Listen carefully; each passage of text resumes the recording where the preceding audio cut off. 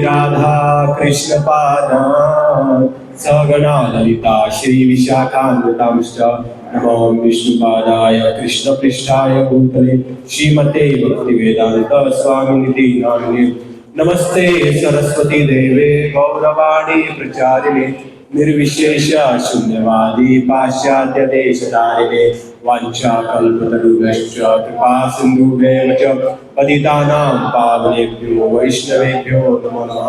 नमो महावदन्याय कृष्ण प्रेम प्रदायते कृष्णाय कृष्ण चैतन्य नामिने गौरकशे नमः।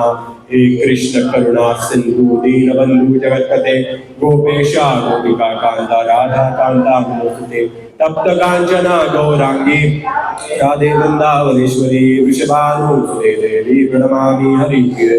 जय श्री कृष्ण चैतन्य प्रभु नित्यानंद श्री अद्वैत गदाधर श्रीवासदि गौर भक्तवृंद। हरे कृष्णा कृष्णा कृष्णा हरे हरे हरे राम राम राम हरे हरे। हरे कृष्ण।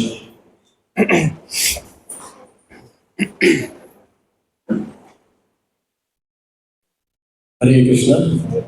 बहुत अच्छा लग रहा है, बहुत दिनों बाद यहाँ पर गुरु सत्संग में आने का सौभाग्य प्राप्त हो रहा है। आप सब लोगों का संग मिल रहा है बहुत दिनों बाद।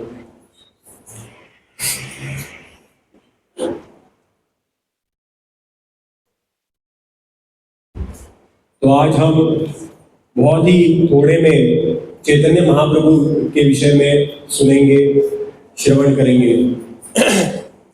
हाल ही में मैं अभी वृंदावन यात्रा से आ रहा हूँ। लगभग 8 दिन तक वहाँ पे रुकने का सौभाग्य प्राप्त हुआ और बहुत सारे भक्त आए थे। 20-25 भक्त थे गोवा के, जो अलग अलग स्थलियों पे जाके दर्शन कर रहे थे। हमारे साथ अच्युत गोपाल प्रभु जी थे, जो अलग अलग जगहों का हमें महात्म्य बता रहे थे। तो कोई अगर वृंदावन गया है तो उनको पता होगा कि वृंदावन में 7 प्रमुख मंदिर है। 7 प्रमुख मंदिर है। कौन कौन से आप सबको पता होगा?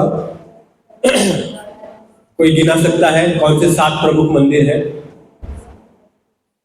कौन कौन है? मदन मोहन है, और कौन है? राधा रमन है,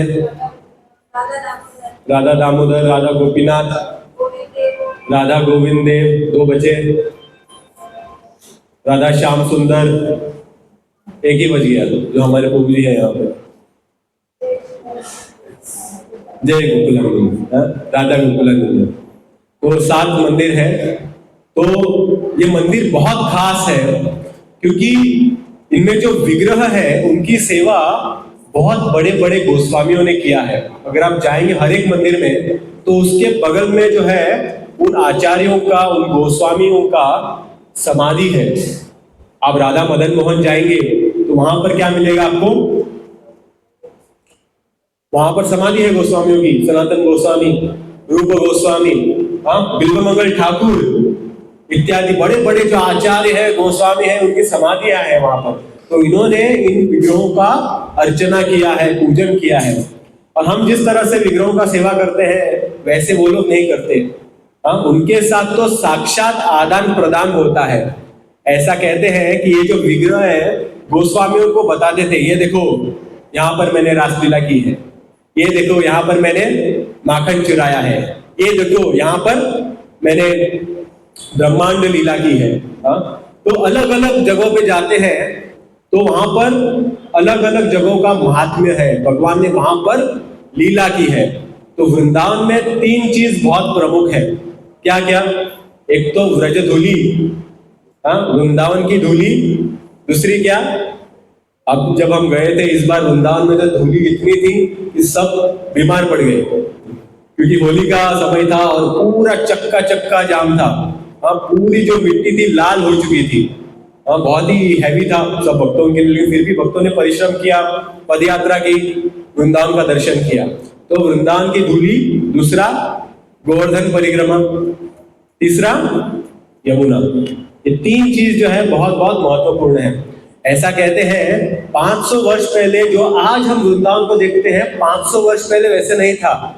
भगवान की जो अलग अलग लीलाएं स्थली थी वो विलुप्त हो चुकी थी, गुप्त हो चुकी थी। किसी को पता नहीं था। आज हम जब जाते हैं तो देखते हैं निधिवन, ब्रह्मांड घाट, हाँ, यमुना का तट देखते हैं, गोवर्धन देखते हैं, श्याम कुंड देखते हैं, राधा कुंड, ये सब इत्यादि कुछ नहीं था। हाँ, लेकिन बाद में जब श्री चैतन्य महाप्रभु आते हैं तो वो इन छह गोस्वामियों के द्वारा अलग अलग जो भगवान की लीला स्थली है उनको वापस प्रकाशित करते हैं, जिसके कारण आज हम जाके वहां पर देख सकते हैं वृंदावन में भगवान की अलग अलग लीलाओं की स्थलियां। तो आज हम यहाँ पर बैठे हैं और इनमें कथा सुन रहे हैं, जप कर रहे हैं, वृंदावन जाने का सौभाग्य प्राप्त हो रहा है, वहां पर अलग अलग लीला स्थली का दर्शन हो रहा है। इसका केवल एकमात्र पूरा जो क्रेडिट है अगर किसी को जाएगा तो वो श्री चैतन्य महाप्रभु को जाता है। तो इसीलिए बिना श्री चैतन्य महाप्रभु के ये सब कुछ भी संभव नहीं था। मान लो एक कलयुग है, ये कलयुग यानी क्या है? कली युग। इस युग में सारे जीव जो है अंधकार में रहते हैं। किसमें रहते हैं? कली में रहते हैं, अंधकार में रहते हैं। तो कोई पूछेगा तो यहाँ पर भगवान की भक्ति कैसे कर सकते हैं? जो व्यक्ति अंधकार में है क्या वो सूर्य को देख पाएगा? बिल्कुल नहीं। तो कलयुग में वो युग है जहां पर सारे लोग अंधकार में रहते हैं, लेकिन इस कलयुग में भक्ति का दीपक जलाया है श्री चैतन्य महाप्रभु ने और प्रकाशित किया है। हाँ, तो इसीलिए आज कलयुग में भी हम भक्ति कर रहे हैं, जो कि संभव नहीं हो पाता।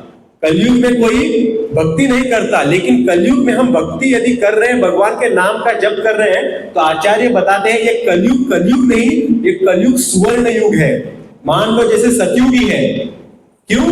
क्योंकि इस युग में हम भगवान के नाम का जप कर रहे हैं, स्मरण कर रहे हैं, वृंदावन वास कर रहे हैं। तो इसका केवल क्रेडिट एकमात्र किसको जाता है? श्री चैतन्य महाप्रभु को। तो गौर पूर्णिमा, हम होली के टाइम पे गौर पूर्णिमा आता है, तो गौर पूर्णिमा को हम तो वृंदावन में थे और यहाँ पर गोवा में भी बहुत बड़ा उत्सव हुआ था। वास्तव में अभिषेक हुआ था, कीर्तन हुआ था, पता नहीं कितने लोग गए थे।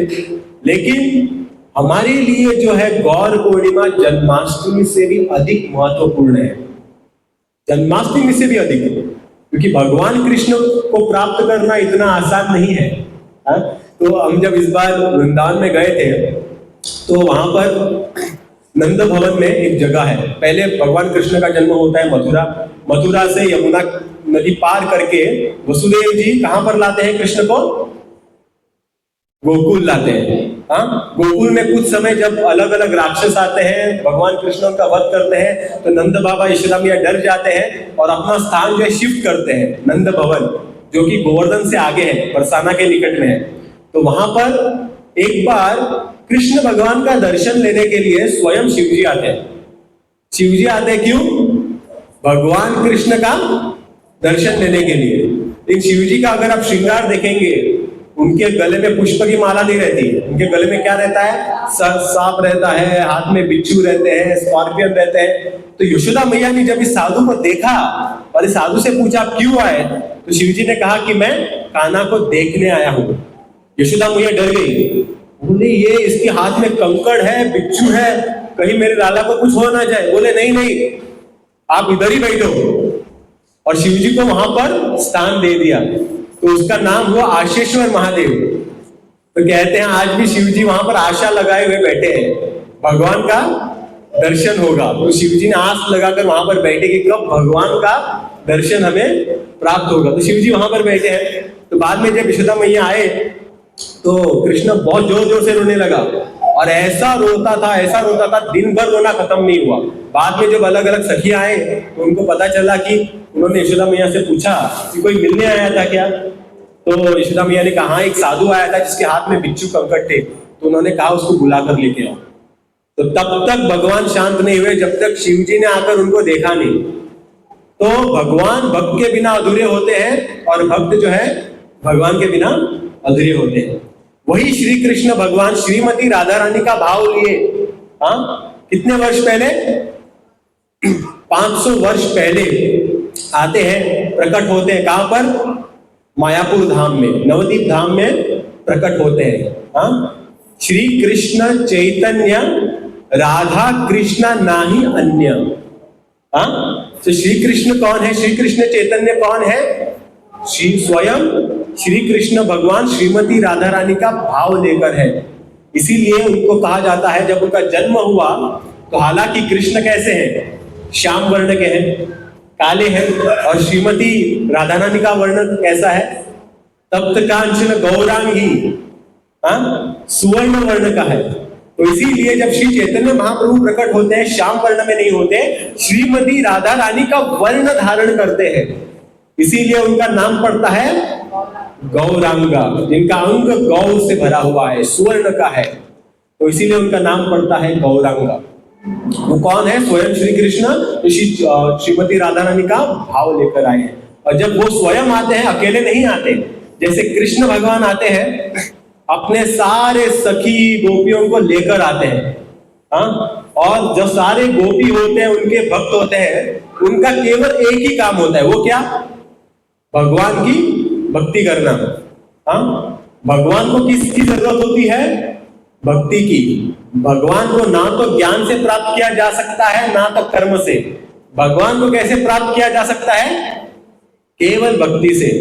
तो कृष्ण भगवान गीता में क्या कहते हैं? सर्वधर्मान् परित्यज्य मामेकं शरणं व्रज त्वं पापेभ्यो मोक्षयिष्यामि मा शुचः। सततो कीर्तयन्तो माम सतति कीर्तयन्तो माम। कहते हैं सदा मेरा कीर्तन करो, और ऐसे मेरी शरण ग्रहण करके आप सारे पापों से मुक्त हो जाओगे। लेकिन कभी कभी क्या होता है, यहाँ बैठ के प्रवचन देना आसान है कि नहीं? कहना आसान है, बाबा 16 माला करो, 4 नियमों का पालन करो, लेकिन खुद भी करना चाहिए कि नहीं? यहाँ पे बैठ के बोलना तो बहुत आसान है, लेकिन हम जीवन में उतारना मुश्किल है। तो भगवान कृष्ण समझ गए, जब तक मैं अच्छा उदाहरण प्रस्तुत नहीं करूंगा तब तक जो है ये बोल बच्चन हो जाएगा। इसीलिए स्वयं कृष्ण भगवान इस कलयुग में आते हैं उदाहरण प्रस्तुत करने के लिए कि भगवान की भक्ति किस प्रकार से करनी चाहिए, किस प्रकार होना चाहिए भगवान की भक्ति। तो इसीलिए श्री चैतन्य महाप्रभु ये संसार में आते हैं। तो जब श्री चैतन्य महाप्रभु आते हैं, अपने सारे पार्षदों के भी साथ आते हैं। जैसे कृष्ण के पार्षद कौन? गोपी थी, और कौन थे? अर्जुन, युधिष्ठिर, अलग अलग पार्षद थे। उनके एक और पार्षद थे उद्धव। आप जब वृंदावन में जाते हैं तो वहां पर जब गोवर्धन परिक्रमा होती है, वहां पर आपको उद्धव कुंड मिलता है। बहुत ही सुंदर कथा है। उद्धव जी जो है बहुत बड़े ज्ञानी थे, द्वारका में कृष्णा के साथ रहते थे। तो एक दिन कृष्णा ने सोचा कि उद्धव को पता लगना चाहिए। उद्धव को थोड़ा था कि अरे मैं तो हमेशा कृष्ण के साथ रहता हूं। तो एक दिन क्या करते हैं, कृष्ण उद्धव को बोलते हैं कि आप वृंदावन जाओ, वृंदावन में अलग अलग गोपियां हैं, उनको थोड़ा प्रवचन दो, बेचारे मेरी राह अभी भी देख रहे हैं। आप जब गोवर्धन की परिक्रमा करते हो ना, तो वहां पे एक स्थान आता है पुछेरी का लोटा बाबा, आप जानते होंगे। तो पुछेरी का लोटा जो थे वो गोप थे, कृष्ण के सगा थे। जब अक्रूर जी कृष्ण को लेकर जा रहे थे तो उन्होंने रोका, बोला कृष्ण आप मत जाओ। तो कृष्ण भगवान ने पुछेरी के लोटा को बोला, लोटा बाबा को बोला कि आप मेरी प्रतीक्षा में रहना, मैं वापस आऊंगा। लेकिन कृष्ण भगवान कभी वापस नहीं आए। तो कहा जाता है आज भी वो कृष्ण की प्रतीक्षा में है कि कब आएंगे, और बहुत ही प्रफुल्लित होकर कृष्ण का चिंतन कर रहे हैं, मनन कर रहे हैं, बहुत ही खुश होकर। तो ये भक्ति का भाव होता है। धैर्य होना चाहिए भक्ति में। सर्वप्रथम क्या होना चाहिए? धैर्य होना चाहिए। तो हमें हरे कृष्ण महामंत्र मिला है अपने संतों से, आचार्यों से। उन्होंने कहा है मरते दम तक इसका पालन करना है। हमको क्या चाहिए? तुरंत रिजल्ट चाहिए। थोड़ा कुछ हरे कृष्ण महामंत्र किया, कुछ मजा नहीं आ रहा है, नहीं, धैर्य होना चाहिए। आचार्यों ने कहा है होगा, कृष्ण प्रेम की प्राप्ति होगी, जीवन पर्यंत की तपस्या है। तो यहाँ पर पुचेरी के लोटा बाबा अभी तक राह देख रहे हैं कब कृष्ण आएंगे, प्रफुल्लित होकर। तो एक दिन कृष्ण ने बोला उद्धव जी को जाओ और थोड़ा गोपियों को प्रवचन दो, बहुत उदास रहते हैं। तो उद्धव जी आते हैं प्रवचन देने के लिए, किनको? गोपियों को, कि उदास मत रहो, खुश रहो, भगवान तो सब जगह है। तो ऐसा उनका धारणा था, प्रवचन देने आए थे। तो जब आते हैं वृंदावन में, देखते हैं एक गोपी ध्यान कर रही है, मग्न है। तो उद्धव जी बहुत प्रसन्न हुए, बोले पूछ लेते हैं किस पर ध्यान कर रही है। तो उद्धव जी ने पूछा, अरे हे गोपी किस पर ध्यान कर रहे हो? तो गोपी उत्तर देती है, ये जो कृष्ण है ना, हमारे रोम रोम में ऐसा बसा हुआ है, इस कृष्ण को हमारे जीवन से निकालने के लिए मैं ध्यान कर रही हूं। तो जब ये उद्धव जी सुनते हैं, उनका सर्किट फ्यूज हो जाता है। बोले ऐसा कैसा उत्तर है? लोग ध्यान करते हैं क्यों? भगवान की प्राप्ति करने के लिए। हम हरे कृष्ण महामंत्र क्यों जप रहे हैं? ताकि हम भगवान में ध्यान लगा सकते, ठीक तरह से ध्यान कर पाए। लेकिन हम ठीक तरह से सुन भी नहीं पाते। हाँ, लेकिन यहाँ पर गोपी क्या चाहती है कि कृष्ण को जीवन से निकालना चाहती है, लेकिन असफल हो रही है। तो उद्धव जी को पता चला कि सारे गोपियों का जो भाव है इतना है, मैं इनके आगे कुछ भी नहीं। तो व्रजवासी बोलते हैं उद्धव जी ज्ञान लेकर आए थे वृंदावन में, लेकिन उनका ज्ञान गोपियों के प्रेम के आगे फीका पड़ गया। इसलिए वृंदावन में ज्ञान नहीं चलता। बोलते ज्ञान अपने पास रखो।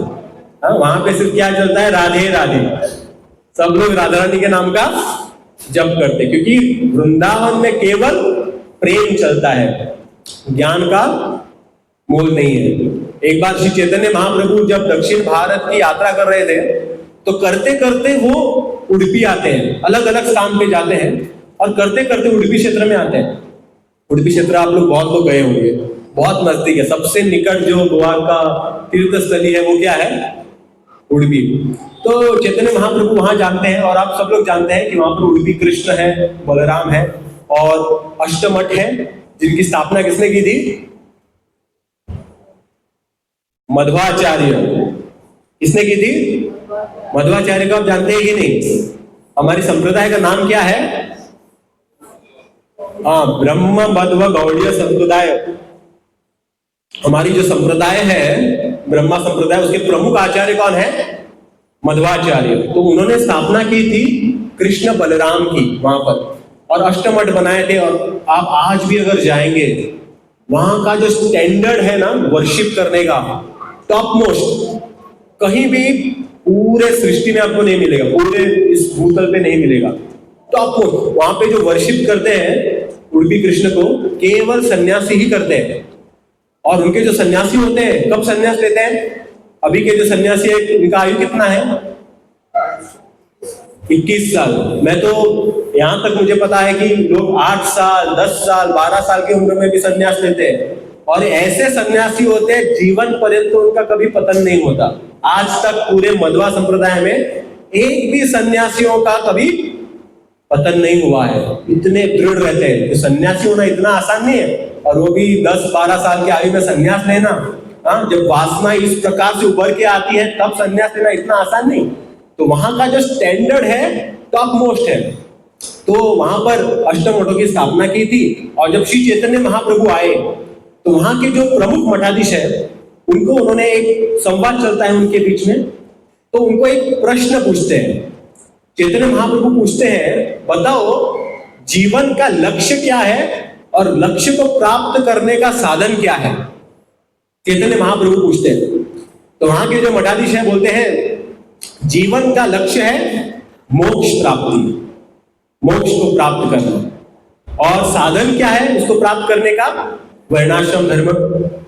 वर्णाश्रम धर्म क्या होता है आप जानते हैं? 4 वर्ण और 4 आश्रम होते हैं, ब्राह्मण, क्षत्रिय, वैश्य, शूद्र, और ब्रह्मचार्य, गृहस्थ, वानप्रस्थ और संन्यास। तो ये सब आश्रम किस लिए बनाए जाते हैं? ताकि हम इसमें रह के भगवान की भक्ति कर सके। तो यहां पर ये उत्तर देते हैं, बोलते हैं जीवन का लक्ष्य है मोक्ष की प्राप्ति, और उसको प्राप्त करने का साधन है वर्णाश्रम धर्म। तो चैतन्य महाप्रभु जब ये जवाब सुनते हैं वो खुश नहीं होते। बोलते आपका जवाब पूरी तरह से सही नहीं है। बोलते क्यों? क्योंकि आप कहते हैं कि जीवन का लक्ष्य है मोक्ष की प्राप्ति। हाँ, मोक्ष की प्राप्ति कौन करता है? मोक्ष अगर प्राप्त करना हो तो कौन करता है? इसलिए आपको ज्ञानी बनना पड़ेगा। कैसे प्राप्त करना है? तो बोलते हैं इसमें ज्ञान का मिश्रण हो रहा है। आपको मोक्ष चाहिए इसलिए आप भक्ति कर रहे हो ना, तो यहाँ पे ज्ञान का मिश्रण है। और आप कहते हैं इसको प्राप्त करने का साधन क्या है? वर्णाश्रम धर्म। तो इसमें कर्म का मिश्रण है, कि गृहस्थ बनोगे तो कर्म होंगे ना। तो बोलते हैं यहाँ पे कर्म का मिश्रण है। लेकिन मध्वाचार्य ना तो ज्ञान ना तो कर्म देने आए थे, वो तो शुद्ध भक्ति देने आए थे। तो इसीलिए कहते हैं जीवन का लक्ष्य भी है भक्ति, और उसको प्राप्त करने का साधन भी भक्ति ही है। जीवन का लक्ष्य क्या है? भक्ति, और उसको प्राप्त करने का साधन क्या है? भक्ति। बहुत बार श्रील प्रभुपाद जी से लोग पूछते थे, प्रभुपाद जी हम यहाँ पर हरे कृष्ण महामंत्र का जप करते हैं, भगवत धाम जाएंगे तो वहां क्या करेंगे? प्रभुपाद जी बोले हरे कृष्णा, यहाँ पर भी हरे कृष्णा, वहां पर भी हरे कृष्णा ही है, वहां भी कुछ अलग नहीं होगा। हाँ, इसीलिए लक्ष्य भी हमारा हरे कृष्णा है और उसको प्राप्त करने का साधन भी हरे कृष्णा। इसीलिए चैतन्य महाप्रभु ने कुछ ज्यादा शास्त्र नहीं लिखे, केवल चैतन्य शिक्षा अष्टकम लिखा, जो कि सब नाम पे आधारित है। नाम नामकारी बहुधा निज सर्व शक्ति, कहते नाम में सारी शक्तियां उपस्थित है। जो नाम को जप लेता है, हाँ, वो संपूर्ण जो है अपने पापों को नष्ट करके भगवत धाम की ओर बढ़ता है। इसीलिए हमारा लक्ष्य क्या है? कृष्ण प्रेम। कहते हैं मोक्ष भी हमको नहीं चाहिए। जो महात्मा है, संत है, भक्त है, बोलते मोक्ष नहीं चाहिए, हम यहां पर भी रहेंगे, इस दुखालय अशाश्वतम में भी रहेंगे, लेकिन अगर यहां पे हमको भक्ति करने का सौभाग्य प्राप्त हो तो हम नरक भी जाएंगे। तो भक्तों के लिए आवश्यक क्या होता है? भक्ति, ना कि सुविधा। अगर भगवान का नाम लेने के लिए उनको अगर नरक में भी जाना पड़े तो बोलते हैं ठीक है। अगर स्वर्ग में जाना पड़े लेकिन वहां पर क्या है? वहां पर नाम लेने की सुविधा नहीं है, तो वो उनके लिए नरक बन जाता है। तो इसीलिए भक्तों के लिए सबसे ज्यादा जरूरी वस्तु क्या होती है? उनकी भक्ति। तो श्री चैतन्य महाप्रभु के एक पार्षद हुए जिनका नाम था मुरारी गुप्ता। हाँ? तो ये जो मुरारी गुप्ता है, जैसे मैं आपको कह रहा था कि जैसे कृष्ण भगवान अपने पार्षदों को लेकर आते हैं, श्री चैतन्य महाप्रभु भी अपने सारे पार्षदों को लेकर आते हैं। तो उनके एक पार्षद थे जिनका नाम था मुरारी गुप्ता। और भक्त जानते होंगे मुरारी गुप्ता कौन है? वो स्वयं हनुमान जी है। कौन है? हनुमान जी है। तो चैतन्य महाप्रभु सबको बोलते हैं कृष्ण की भक्ति करो, तो सब लोग हरे कृष्णा चिल्लाते हैं जोर जोर से कृष्ण। मुरारी गुप्ता थोड़ा चुप है। क्यों? क्यों? उनको तो कृष्ण समझ में नहीं आते। ऐसा नहीं है कृष्ण को पूछते नहीं है, हाँ, लेकिन उनको समझ में नहीं आते। क्यों? क्योंकि हनुमान है, और हनुमान को प्रिय कौन है? हाँ, राम प्रिय है। तो आपने वो कथा सुनी होगी ना, एक बार कृष्ण को इच्छा होती है हनुमान जी को मिलने के लिए, गरुड़ को भेजते हैं, बोलते हैं हनुमान जी को बुलाकर लेके आओ। गरुड़ जाते हैं, बोलते हैं कृष्ण द्वारका में आपकी प्रतीक्षा में आपको मिलना चाहते हैं। हनुमान जी बोलते हैं आऊंगा। गरुड़ जी जाते हैं, वापस द्वारका में आते हैं, हनुमान जी आते ही नहीं है। एक बार जाते हैं, 2 बार जाते हैं, 3 बार जाते हैं, हनुमान जी कहते हैं आऊंगा और आते ही नहीं है। तो कृष्ण गरुड़ से पूछते हैं आप क्या बता रहे हो हनुमान जी को? तो गरुड़ बोलते हैं मैं उनको बता रहा हूं कि कृष्ण आपसे मिलना चाहते हैं। बोलते ये गड़बड़ है, वो नहीं आएगा, उसको बोलो राम आपसे मिलना चाहते हैं। तो बाद में गरुड़ जी जाते हैं, उनको बोलते हैं बाबा राम आपकी प्रतीक्षा में द्वारका में मिलना चाहते हैं। गरुड़ जी आते हैं, उनसे पहले हनुमान जी वहां पे हाजिरी लगाए हुए होते हैं। तो ये हनुमान जी का प्रेम है, क्योंकि उनका स्वरूप ही है, हाँ, उनका स्वरूप ही है, वो राम की भक्ति करते हैं। जैसे तुकाराम महाराज का स्वरूप क्या है? वो किसके भक्त है? हाँ, विठ्ठल के भक्त है। आप जानते हैं अगर कोई देहू गया है तो वहां पे अलग अलग पर्वत है, भामगिरी पर्वत है। तो एक बार तुकाराम महाराज जी वहां पर ध्यान कर रहे थे, कृष्ण दर्शन देते हैं, साक्षात कृष्ण दर्शन देते हैं। तुकाराम महाराज बोलते हैं तुम्हें ये रूप नहीं देखना है। आप गोपियों को छोड़ के गए थे ना, मुझे भी छोड़ के गए तो मुझे ये रूप नहीं देखना है। बाद में कृष्ण राम के रूप में दर्शन देते हैं, बोलते हैं राम भी नहीं। बाद में राम विठ्ठल के रूप में दर्शन देते हैं। तो तुकाराम महाराज बोलते हैं हाँ मुझे ये रूप देखना है। तो जो नित्य सिद्ध भक्त होते हैं वो अपने अपने स्वरूप को पहचानते हैं कि उनके इष्ट देव कौन है। हम पहचानते हैं क्या? हम पहचानते हैं? हम लोग नहीं पहचानते। इसीलिए सारे जो साधु संत हैं उन्होंने हमें ये हरे कृष्ण महामंत्र दिया है। हरे कृष्णा कृष्णा कृष्णा हरे हरे, हरे राम राम राम हरे। तो इसीलिए इस महामंत्र का हमें जप करना चाहिए। तो ये महामंत्र जप करने से क्या होगा? हमें अपने स्वरूप की प्राप्ति हो जाएगी। तो मुरारी गुप्ता थे राम भक्त, उनको कहीं ना कहीं लग रहा था, चैतन्य महाप्रभु को पता चला अरे मुरारी गुप्ता को कहीं ना कहीं खटक रहा है। मुरारी गुप्ता इस अवस्था में थे, सुसाइड करने वाले थे। तो चैतन्य महाप्रभु ने पूछा क्या हो गया? बोले मुरारी गुप्ता बोले मैं बहुत कोशिश किया कृष्ण की भक्ति, लेकिन राम में ऐसा बसा हूं, राम नाम ऐसा बसा है कि मैं किसी के बारे में और सोच ही नहीं पा रहा। तो चैतन्य महाप्रभु बोले, अरे मुरारी गुप्ता, तुम स्वयं हनुमान हो और किसी के बारे में तुम कैसे सोच सकते हो? तो बोले, तुम केवल राम नाम ही जप करो और राम की भक्ति करो। तो मुरारी गुप्ता ने वहां पर बहुत ही सुंदर ग्रंथ लिखे। तो किसी की भी भक्त जो है, किसी के भी भक्त हो सकते हैं, किसी के भी, कोई वराहदेव को पूछता है, कोई नरसिंह को पूछता है। हालांकि कृष्ण अवतारी है, श्रीमद् भागवत में कृष्ण को क्या कहा गया है? अवतारी। वो सारे अवतारों के मुख है, लेकिन उनके जो अलग अलग अवतार हैं उनके भी पार्षद होते हैं। हाँ, इसीलिए सीता देवी किसके साथ आती है? हमेशा राम के साथ ही आएंगे। लक्ष्मण किसके साथ ही आएंगे? राम के साथ ही। तो इस प्रकार से आध्यात्मिक जगत में भी अलग अलग जो है वहां पर अलग अलग ग्रह होते हैं। अयोध्या धाम, गोलोक धाम, ये धाम है आध्यात्मिक जगत में। यहाँ पर भूतल में हम उसका प्रतिबिंब देख रहे हैं। तो इसीलिए श्री चैतन्य महाप्रभु आते हैं अपने अलग अलग पार्षदों के साथ। एक उनके पार्षद हुए जिनका नाम था गोपाल दास। ये जो गोपाल दास थे, छोटे से बालक थे, तो हमेशा चैतन्य महाप्रभु के साथ रहते थे, हमेशा हरे कृष्ण महामंत्र का जप करते थे। और वो देख रहे थे कि चैतन्य महाप्रभु जब भी जाते थे शौच की एरिया में जाते थे, तो किसी ना किसी अपने मुख को पकड़ते थे। चैतन्य महाप्रभु हमेशा जप करते थे, हरे कृष्ण कृष्ण कृष्ण हरे हरे, हरे राम राम राम हरे हरे। लेकिन कभी भी जाना पड़ता था जहां पर थोड़ी गंदगी होती थी, तो अपने मुख को पकड़ लेते थे, हरे कृष्ण मैं जप नहीं करूंगा। तो अपने मुख को इस प्रकार से, अपने जो जीभ है वो दांतों तले दबा देते थे ताकि जप ना कर पाए। तो वो यहाँ पर उदाहरण प्रस्तुत करना चाहते थे। तो गोपाल दास जी जो है देखते हैं चैतन्य महाप्रभु को और बोलते हैं, चैतन्य महाप्रभु आप जब जाते हो तो अपने जीभ को क्यों दबाते हो जब आप शौच में जाते हो? तो बोलते, अरे वो अपवित्र जगह है, अपवित्र जगह से क्या हो जाएगा? मैं जब हरे कृष्ण महामंत्र जप करूंगा, बहुत लोगों की धारणा होती है ना, अरे बाथरूम में कैसे जप करें?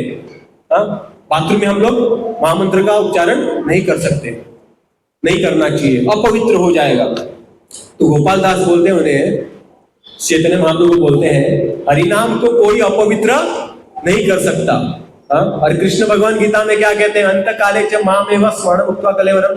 अंतिम समय में तुम्हें मेरा स्मरण करना है, अंतिम समय में तुम्हें मुझे बुलाना है। मान लो शौच में बैठे हैं, वहां पे ही मृत्यु आ गई तो क्या होगा? तो इसलिए बोलते हैं हरिनाम के लिए कोई प्रतिबंधन नहीं है, कोई बंधन नहीं है।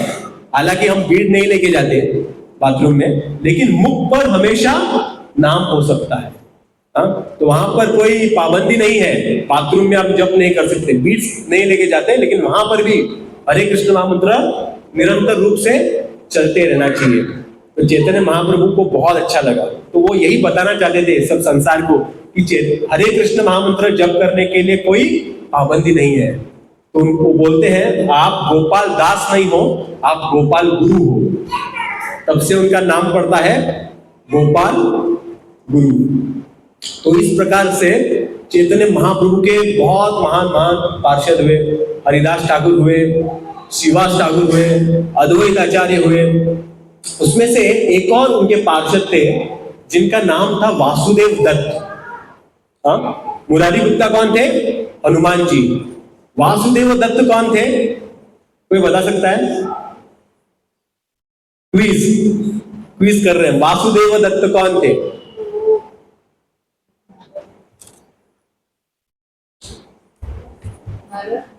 नारद नहीं थे, नारद तो श्रीवास। ठीक है, अद्वैत आचार्य कौन थे?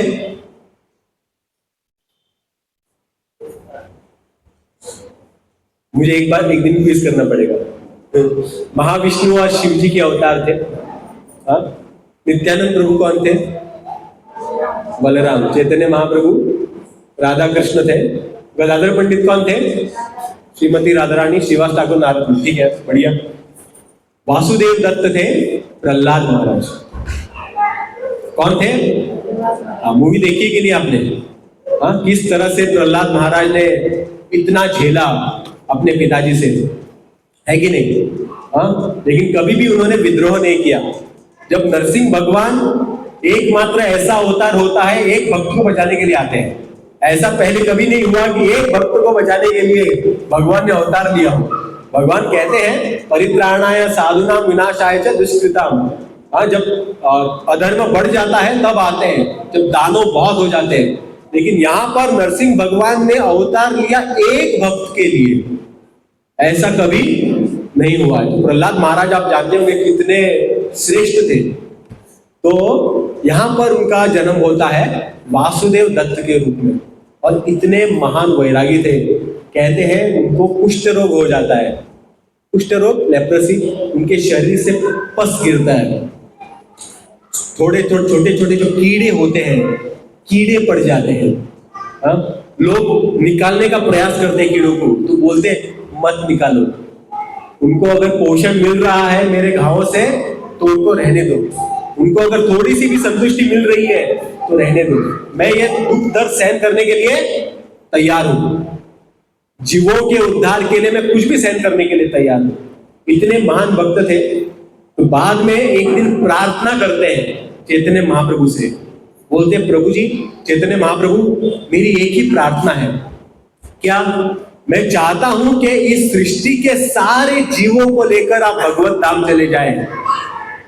ये मेरी प्रार्थना है। प्रहलाद महाराज की प्रार्थना, वासुदेव दत्त की प्रार्थना सुनिए। कहते हैं ये सारे सृष्टि के जितने भी जीव हैं, केवल मनुष्य नहीं, चूहा, बिल्ली, जो भी जीव है, सबको लेकर आप भगवत धाम चले जाएं।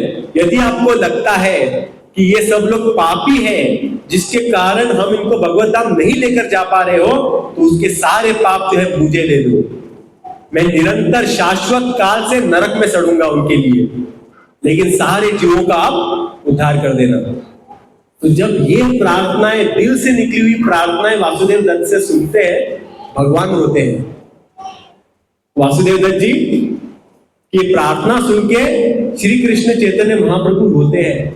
तो बोलते हैं वासुदेव दत्त, आप भगवान के इतने महान भक्त हो, सारे लोगों का उद्धार करके क्या भगवान आपको नरक में भेजेंगे? ऐसा कदापि संभव नहीं। आपकी यदि इच्छा है तो सारे लोगों का उद्धार होगा, ये सारे लोग भी भगवत धाम जाओगे और आप भी भगवत धाम जाओगे, ऐसा आशीर्वाद देते हैं। तो ये होते हैं भक्त। तो भक्त होना इतना आसान नहीं है। हाँ, भक्त होना इतना आसान नहीं है। अभी अभी आपने अच्युत गोपाल प्रभु जी का एक वीडियो देखा होगा, रसखान पे, रसखान की समाधि पर गए थे हम। तो गोकुल में, गोकुल जहां पर है, जहां पर कृष्ण और बलराम जी का घर है, उसके बगल में ही, जहां पर ब्रह्मांड घाट है, उसके बगल में ही वहां पर रसखान जी की समाधि है। कहते हैं रसखान जो है वो एक मुस्लिम थे। मुस्लिम होने के बावजूद जब वो वृंदावन आते हैं, इस प्रकार से मोहित हो जाते हैं कि जीवन पर्यंत वहां पे रह के भगवान की भक्ति करते हैं, जीवन पर्यंत, और भगवान के ऊपर अलग अलग कविताएं लिखते हैं। इतनी मोटी मोटी कंठी को धारण करते हैं। लोग पूछते थे, अरे आप इतनी मोटी मोटी तुलसी की माला क्यों गले में डाल रहे हो? हम तो बहुत छोटी डालते हैं ना, यही हमको बहुत भारी लगती है। हाँ, वो इतनी मोटी मोटी डालते थे, दो दो तीन तीन। तो लोग बोलते थे क्यों धारण कर रहे हो इतनी मोटी मोटी कंठी? तो रसखान बोलते हैं, देखो, अगर किसी कुएं में पत्थर गिरा है, पत्थर यदि छोटा है तो उसके लिए छोटा रस्सी, पत्थर यदि मोटा है तो उसके लिए मोटा रस्सी होना चाहिए। और मैं तो इतना पापी हूं, मेरा अगर उद्धार करना है तो बड़े मोटा मोटा रस्सी चाहिए मुझे खींचने के लिए, इसीलिए मैं ये मोटा मोटा कंठी पहनता हूं। तो रसखान जी वहां पर गए थे, तो संत बहुत अच्छे तरह से रसखान जी का गुणगान करते हैं। तो बोलते हैं रसखान जी ने स्वयं नंदलाला को देखा, कृष्ण को देखा, मुस्लिम होकर देखा। हाँ, तो कहते हैं यूं ही नहीं मिलते नंदलाला, बड़े कष्ट उठाने पड़ते हैं। भगवान ऐसे नहीं मिलते चलते फिरते मिल जाएंगे, नहीं, यूं ही नहीं मिलते नंदलाला, बड़े कष्ट उठाने पड़ते हैं। चौखट पर रखकर सर उनकी नीचे आंसू बहाने पड़ते हैं। आंसू जब तक गिरेंगे नहीं तब तक भगवान की प्राप्ति नहीं होती।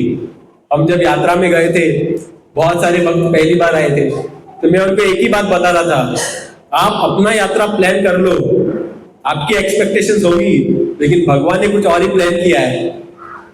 और भगवान का प्लान कुछ और ही है। इसलिए थोड़े भक्तों को बाद में जब पहुंचे वृंदावन तब पता चला गोवर्धन परिक्रमा में। अब पहले तो चले, बाद में जैसे धूप बढ़ा, सबका जैसे पसीना निकला, बाद में पता चला इतना आसान नहीं था जितना सोच रहे थे। हाँ, तो गोवर्धन की परिक्रमा में हो, भीड़ में भगवान के दर्शन हो, क्लाइमेट ऐसा था वहां पर भक्ति के लिए, मतलब बहुत कष्टदायक था। यहाँ पर गोवा में तो कुछ भी नहीं है, लेकिन वहां पे वृंदावन की ठंड और वृंदावन की गर्मी आपको जला सकती है। वहां पे जो ठंड पड़ती है, लोग मरते हैं ठंड में, इतनी ठंड होती है। तो वहां फिर भी ब्रजवासी भक्ति करते हैं। तो भगवान की भक्ति करना इतना आसान नहीं है, यूं ही नहीं मिलते नंदलाला, बड़े कष्ट उठाने पड़ते हैं। चौखट पर रखकर सर उनकी नीचे आंसू बहाने पड़ते हैं। रसखान को व्रज बुलाया था जब अपना सब कुछ लुटाया था। रसखान व्रज कब आए? अपना सब कुछ लुटाकर। रसखान को व्रज बुलाया था जब अपना सब लुटाया था। अपने दिलों के अरमान सभी मोहन पे चढ़ाने पड़ते हैं। यूं ही नहीं मिलते नंदलाला, बड़े कष्ट उठाने पड़ते हैं। भगवान की प्राप्ति ऐसे नहीं होती। तो मैं एक बार अच्युत गोपाल को इसे पूछ रहा था, बोला था, प्रभु जी ऐसे कोई भक्त है क्या जो भगवत धाम हंसते हंसते गया हो? हाँ, मजा आ रहा है।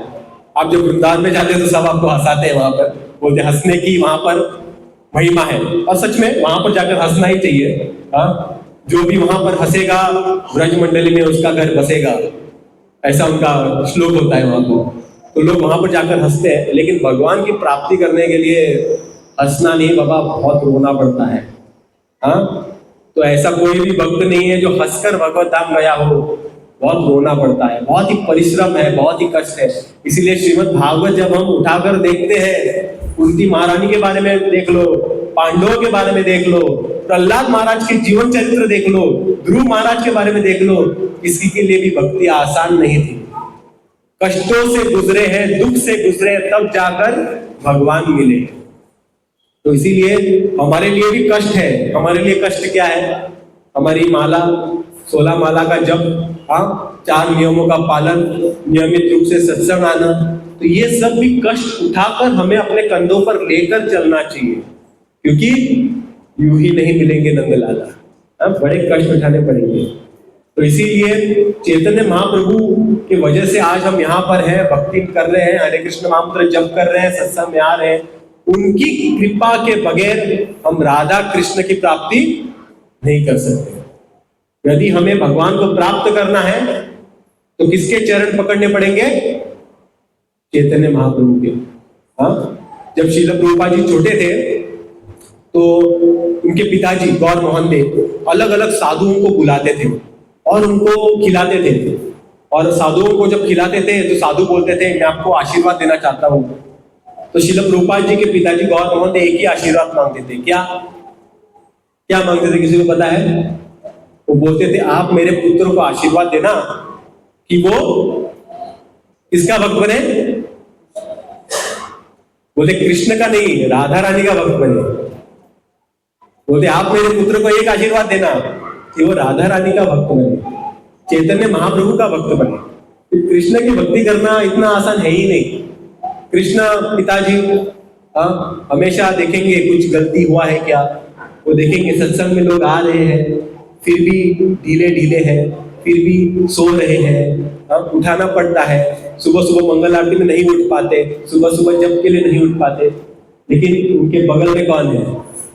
राधा रानी है। बोलते कम से कम आ तो रहे हैं, सो रहे हैं, कम से कम आ रहे हैं। हमेशा नहीं उठ पा रहे, कभी तो उठ रहे हैं, प्रयास तो कर रहे हैं। कितने लोग प्रयास कर रहे हैं? जब पिताजी के साथ माताजी हो तो वो संभाल लेते हैं सिचुएशन को। तो राधा रानी है, वो है। इसलिए चैतन्य महाप्रभु को कहा जाता है नमो महावदन्याय, बहुत कृपालु है, बहुत कृपालु है। तो इसीलिए जब तक उनके चरण को हम ग्रहण नहीं करेंगे, जब तक उनका शरण नहीं लेंगे, तब तक भगवान की भक्ति में आगे नहीं बढ़ पाएंगे। तो इसीलिए मैं आप सब लोगों से निवेदन करता हूं, कल जो है, कल नहीं परसों फ्राइडे को हम यहाँ पर पंजिम में गौर पूर्णिमा को नहीं मना पाए, तो हम इस फ्राइडे को गौर पूर्णिमा मना रहे हैं। ओल्ड गोवा में श्रीमान राघव निताय प्रभु जी और श्रीमती शांति माता जी के घर में सुंदर विग्रह है, जो बहुत बार आप लोगों ने देखे होंगे। गौर निताय का अभिषेक हुआ यहाँ पर, तो इस बार हम वहां पर मना रहे हैं। मैं सभी लोगों से निवेदन करूंगा कि आप आए, वक्त निकाल के आए और इस उत्सव में भाग लिए। आप सब लोग आएंगे? आना पड़ेगा, ठीक है। तो कष्ट तो उठाना पड़ेगा। हाँ, तो कष्ट क्या होगा आपके लिए? ब्रिज पार करना, वहां से गाड़ी लेकर आपको ओल्ड गोवा आना है, हाँ, वापस भी आना है आपको। बहुत कठिन है परिस्थिति, लेकिन फिर भी आप लोगों को ये कष्ट उठाना पड़ेगा। उठाएंगे? हाँ, वेरी गुड। तो आज का प्रवचन सफल रहा। हाँ? हरे कृष्णा। किसी का कुछ प्रश्न है?